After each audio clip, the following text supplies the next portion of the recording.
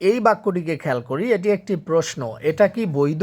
যদি আমি কাউকে এই প্রশ্নটি করি, এটা কি বৈধ, সে সেই প্রশ্নটির উত্তরে হা অথবা না বলবে। আর যেই প্রশ্নের উত্তরে হা বা না আসে, সেই প্রশ্নটি অক্সিলারি ভার্ব দিয়ে শুরু করতে হয়, পরবর্তীতে সাবজেক্ট লিখতে হয় এবং মূল ভার্ব থাকলে সাবজেক্টের পরে লিখতে হয়, বাকি অংশগুলো লিখে কোয়েশ্চেন মার্ক দিতে হয়। সো আমরা যদি এই বাক্যটিকে খেয়াল করি, এটা কি বৈধ, এই বাক্যটি প্রেজেন্টে রয়েছে, অর্থাৎ প্রেজেন্ট টেন্সের এই বাক্যটিকে এখন আমরা ইংরেজিতে রূপান্তর করব।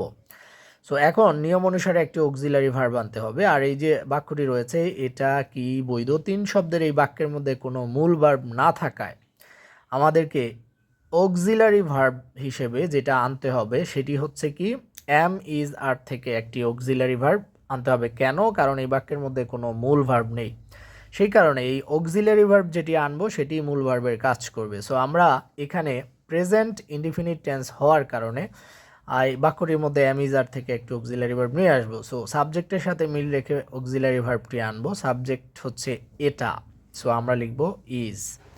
এরপর আমাদেরকে সাবজেক্ট লিখতে হবে, আমরা লিখেছি ইট। এবার বৈধর ইংরেজি আমরা লিখব লিগাল। এরপর কোয়েশ্চেন মার্কটি দিয়ে দিব। সো ইজ ইট লিগাল, এটা কি বৈধ?